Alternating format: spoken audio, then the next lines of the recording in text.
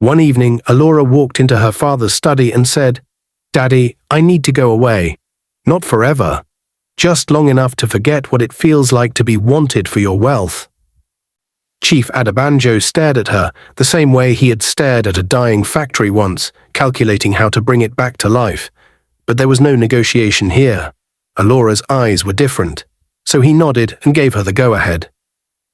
She left the next morning for South Africa with just one bodyguard and a bag that didn't bear any brand name. She entered a quiet private hospital in Cape Town and did what most would never dare. She underwent a plastic surgery and changed her face. Not entirely, not enough to be a stranger to herself, just enough to be invisible to the world that had seen her too much. Her lips became fuller, her chin slightly less sharp. The nose that had graced fashion editorials now looked softer, simpler. She dyed her hair a natural black. She returned to Nigeria, not to Lagos, not to Abuja, but to Idera, a small, restless town known more for its roadside hustle than for any luxury. And there she became Amaka. They said if you searched wealth in Nigeria, one of the top names you'd find was Chief Amos Adebanjo, the car mogul, the man who turned bolts and steel into billions. His factories ran day and night, from Lagos to Port Harcourt, and even across the border into Ghana. But even more whispered about than his money was his daughter, Alora. Alora Adebanjo, with her porcelain skin, almond eyes, and the kind of poise that came from elite boarding schools in London and summers in Monaco. Everyone knew her face. It was on magazine covers, tabloids, fashion runways. She was what you might call a rich man's miracle, his only child, born after 15 years of waiting. But while the world envied her, Alora felt like she was trapped in a golden cage. From the outside, her life shimmered. An ocean view mansion in Banana Island, a closet full of designer labels, guards at every corner, and a father who could buy her the moon. But deep inside, she longed for something else, something real, something money could never buy. This ache started off slowly, a longing to be loved by someone. The first man she fell in love with was an artist. He painted her a portrait that still hung in her dressing room. He was poor but sweet. Until she caught him taking secret pictures of her father's study and trying to sell them to a gossip blog. The second man was a rising tech entrepreneur. She loved how smart he was, how fast his mind worked. Until she overheard him at a party, saying he'd only stay with her until he could pitch his startup to Chief Adebanjo. Then came Amaka. Handsome, well-spoken, attentive. He courted her like a prince, promised her a lifetime of love, and she believed him. But one night, days before their wedding, she walked into his room and heard him on a call. "Once I marry her, it's game over. I'll be in the boardroom. I'll get her to sign over access." "You think I came all this way for her laugh? Please," he said, laughing. That was the night Alora stopped being a daughter, a fiancée, or even a woman in love. That night, she became someone else. She called off the wedding, shut down her phone lines, and cancelled her social appearances. For a whole week, the Adebanjo mansion remained quiet. Reporters camped outside with blogs spreading rumors that were mostly lies. Then one evening, Alora walked into her father's study and said, "Daddy, I need to go away. Not forever, just long enough to forget what it feels like to be wanted for your wealth." Chief Adebanjo stared at her, the same way he had stared at a dying factory once, calculating how to bring it back to life. But there was no negotiation here. Alora's eyes were different, so he nodded and gave her the go-ahead. She left the next morning for South Africa with just one bodyguard and a bag that didn't bear any brand name. She entered a quiet private hospital in Cape Town and did what most would never dare. She underwent a plastic surgery and changed her face. Not entirely, not enough to be a stranger to herself, just enough to be invisible to the world that had seen her too much. Her lips became fuller, her chin slightly less sharp. The nose that had graced fashion editorials now looked softer, simpler. She dyed her hair a natural black. She returned to Nigeria, not to Lagos, not to Abuja, but to Idera, a small, restless town known more for its roadside hustle than for any luxury. And there she became Amaka. No last name, no security, no perfume that cost more than someone's rent. Just Amaka, with a wooden tray, sachets of pure water, and a pair of plastic slippers she bought from a woman who didn't even recognize her. The first week was the hardest. Her back ached, her feet blistered, but she smiled when people called her sister. She smiled when children begged her for a sachet, and she gave them too. She smiled because, for the first time, nobody wanted her for anything but her smile. And that was when she met him. He worked in the small mechanic shed beside the junction where she sold water. His name was Tochi, but most people called him Tochi. She noticed him the first day, tall, dusty and lean, with strong arms and a face that held the weight of someone who'd known disappointment too many times. He barely looked at her, not out of pride but out of respect. On her third day, when the sun scorched the road and her throat felt like it had swallowed sand, Tochi came to her with a chilled malt in hand. "You look like you need this more than me," he said, his eyes soft but not searching. She nodded, grateful. That was the beginning. Every day after, he shared space with her. Sometimes he offered her a stool. Sometimes he fixed her broken slippers with a rubber pin and pliers. Sometimes they just sat in silence as Danfo buses screeched past, honking horns filling the air. One day, as the sky turned golden, he said, "You don't talk much. Most girls here either flirt or fight. You just smile." "I've done enough talking in my old life," she whispered. He didn't press. Tochi became her safe space. Slowly he told her things. How he had graduated from one of the best universities with a first-class degree in mechanical engineering. How he had dreamt of designing electric cars. How he had submitted CVs to companies all over the country, ADA Motors included. How after 3 years he gave up and came back to take over his late father's workshop. "I didn't want to beg," he said, "so I started with what I had." Amaka's heart trembled. She had lived in a world where money rained down like confetti, but she had never met a man who walked through fire without bitterness. He wasn't perfect, but he was kind. He wasn't rich, but he was rich in ways no account balance could ever measure. Tochi never tried to touch her, never asked where she was from, never complained when his shirt tore and he had to wear it anyway. He once walked her home when it was late and gave her his only slippers, walking barefoot himself. She almost cried.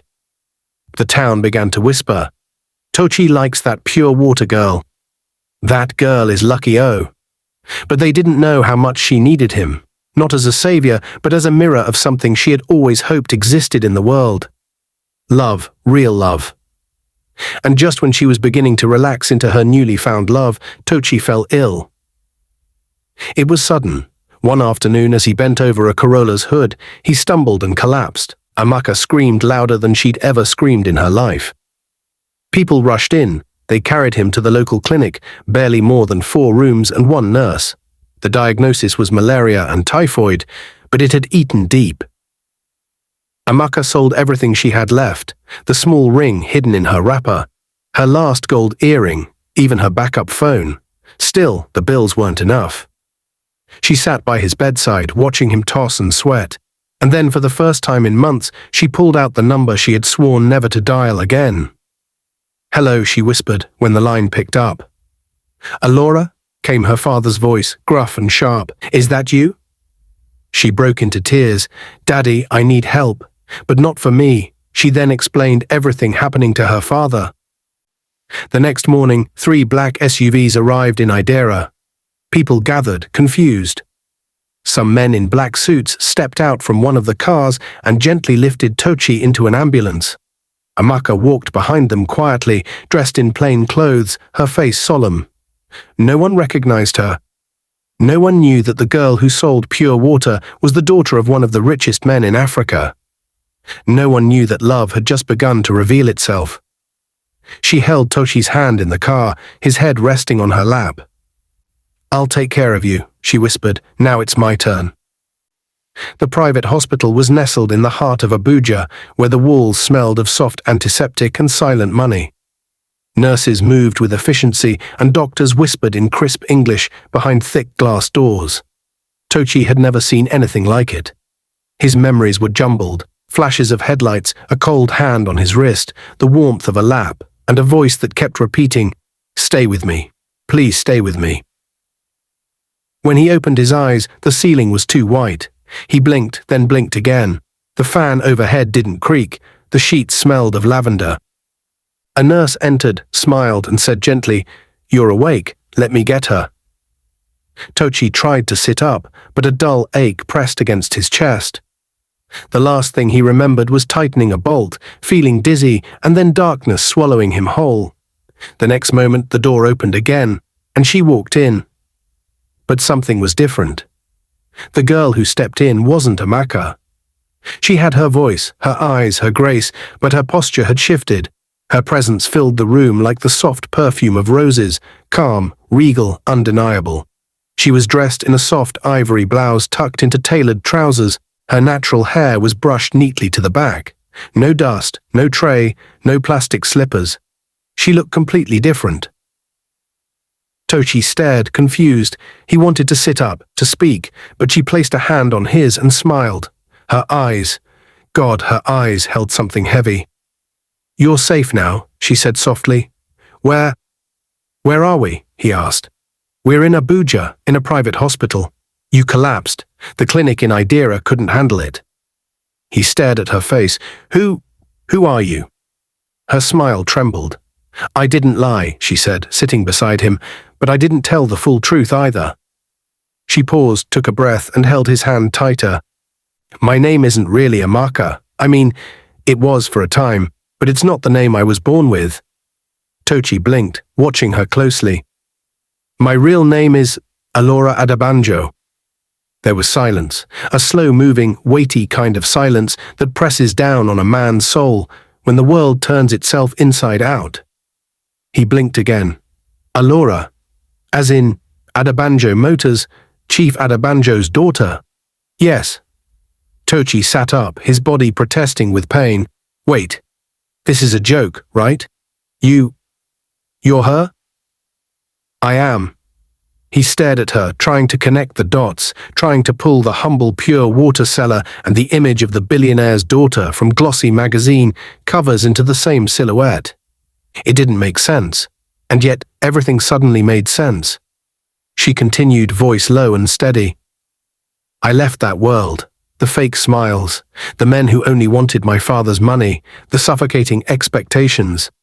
I had to disappear, to find myself again.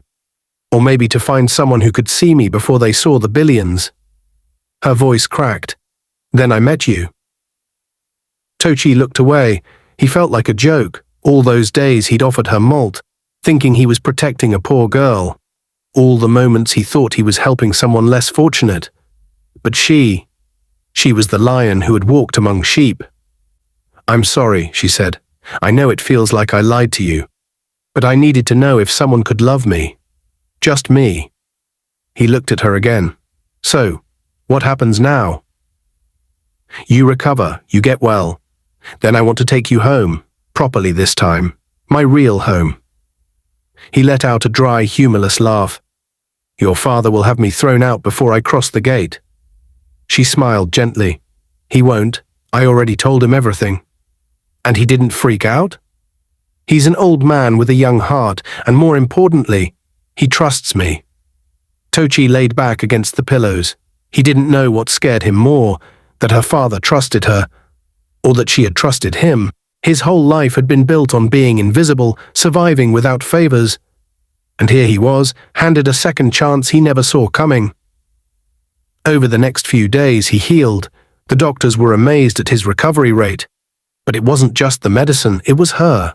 Sitting beside him every morning, bringing laughter to the sterile halls, telling him stories about how her father once hired a jazz band just to wake her up for school. Laughing at how she'd never even held a tray before Idera, sharing how terrified she was the first time she heard a Danfo driver curse. He laughed too, eventually, because no matter how different her world was, the woman beside him was the same girl who used to chase after buses and share roasted corn under the evening sky. When he was strong enough, she took him to the house. It wasn't a house, it was a kingdom. The gates opened slowly, revealing manicured gardens, fountains shaped like galloping horses, and a driveway long enough to host a football match. He swallowed hard. Inside, the house was quiet. Alora led him through corridors until they reached a lounge with high ceilings and gold-accented furniture. There, sitting by a chessboard, was the legend himself, Chief Adebanjo. The man stood when they entered, tall, imposing, eyes like fire and voice like gravel. "So, this is the young man," Chief said. Tochi bowed, unsure of what to say. The chief looked him over for a long, silent moment, then he motioned to the seat opposite him. "Sit." Tochi did. "You were honest with her?" Chief asked. "I never had a reason to lie, sir." "You didn't try to take advantage?" "I didn't even know who she was, sir." The chief leaned back, folding his arms. "Tell me, son, what do you want from her now?" Tochi met his eyes. "Nothing. I didn't love her for what she had. I loved her because she made me feel seen, safe, important." Chief Adebanjo remained quiet, then he stood, walked to the window and stared out at the sprawling compound. After a long pause, he spoke again. "My daughter has never spoken about any man the way she speaks about you. I raised her to be strong, but she surprised even me. And I have no reason to disrespect the man who helped her find that strength." He turned around. "Would you like to work in one of my companies?" Tochi's mouth opened slightly. "I've read your academic records. First class, top of your class. You've got the head for design. I want you to help build something new, something clean, efficient.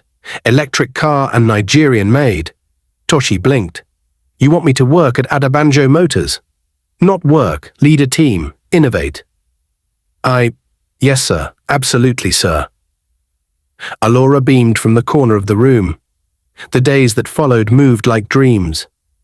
Tochi moved into a guest house, wore clothes he'd only seen in showrooms before, and trained under some of the best engineers in the country. Within 3 months, he was flown to Japan to learn under ADA Motors' electric vehicle partners. 6 months after that, he returned to Nigeria to lead the launch of the first made-in-Africa EV unit, designed for the average African road. He built, he designed, and he did it gracefully. And through it all, Alora remained by his side. Their love didn't change, it simply bloomed, from dusty street corners to boardroom meetings, from corn by the roadside to champagne under chandeliers. When he proposed, he did it on a quiet beach with a ring he designed himself. She said yes, not with tears, but with laughter, the kind that echoes and dances. Their wedding was a blend of cultures, dust and gold, drums and violins. No media frenzy, just family, truth and joy. And on the night of their wedding, as they lay under the stars on the balcony of a villa in Mauritius, Tochi turned to her and said, "You lied to me once, but it led me to the truth." She smiled. "Which truth?" "That love, real love, doesn't care who you are, just how you make me feel." She kissed him. "And how do I make you feel?"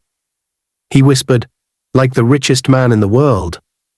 And for once, the daughter of a billionaire wasn't running from her name. She had found a man who didn't want the wealth. He only wanted her. And together they built a life that no fortune could ever buy. Forever wasn't just a word now. It was their truth.